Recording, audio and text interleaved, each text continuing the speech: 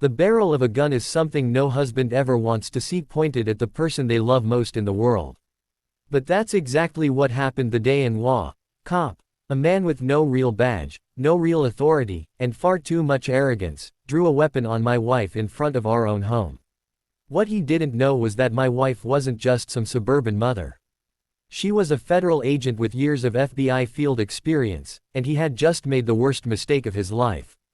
It all started with our neighborhood HOA, a board of entitled busybodies who thought they ran the entire world. We had bought our home 2 years earlier, a quiet suburban place with a big oak tree out front and enough space for our kids to play.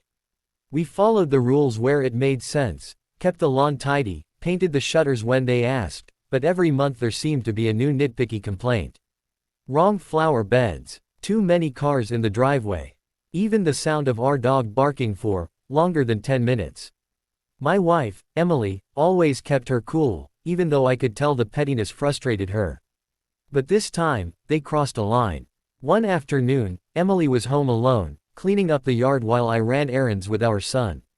A man pulled up in a black SUV, dressed in dark tactical clothes with HOA security stitched onto his vest. He had a fake badge clipped to his belt and carried himself like he was law enforcement.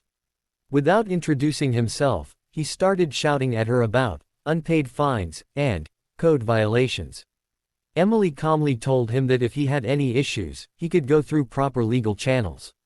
That's when he snapped. In broad daylight, on our front lawn, he drew a pistol and aimed it directly at her chest. Emily froze for only a second. She's not the kind of woman who scares easily. Years in the FBI had hardened her nerves, but she also knew the wrong move could escalate the situation. She raised her hands slightly, trying to de-escalate. Meanwhile, a neighbor across the street saw everything and called 911. What the fake HOA cop didn't realize was that Emily's phone had already alerted her unit the second he stepped onto our property. She had a silent emergency trigger app connected directly to her FBI team. Within minutes, the quiet cul-de-sac filled with the screech of tires and flashing lights. 3 black SUVs roared in from both ends of the street, and out stepped her FBI unit, men and women in tactical gear, weapons drawn, badges flashing in the sunlight. The look on that man's face when he saw real federal agents rushing toward him was priceless. His hands trembled, his gun lowering slowly as he stammered excuses. I'm with the HOA. I was just doing my job. She's resisting. Emily's unit didn't buy a word of it.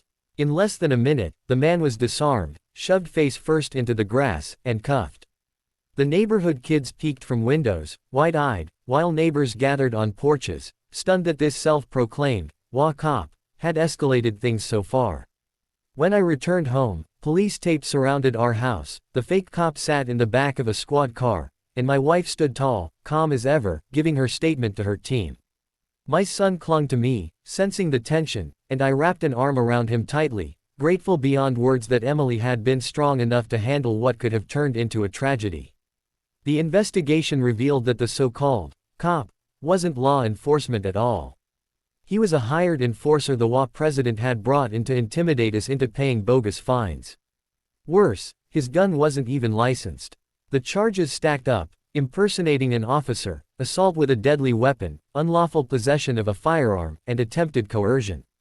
The HOA board tried to wash their hands of the whole thing, claiming they didn't know he'd go that far. But the evidence said otherwise.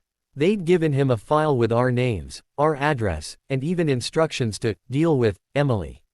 It all backfired spectacularly. Not only did the fake cop face years in prison, but the HOA board itself faced civil lawsuits and criminal charges for conspiracy.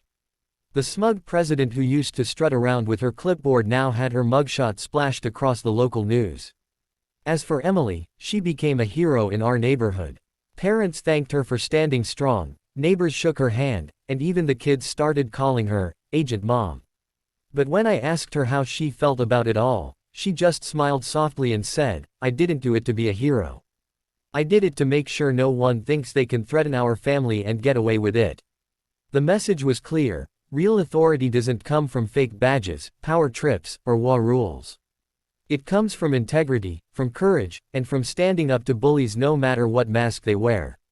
And thanks to my wife, the entire neighborhood learned that day what happens when you try to scare the wrong family.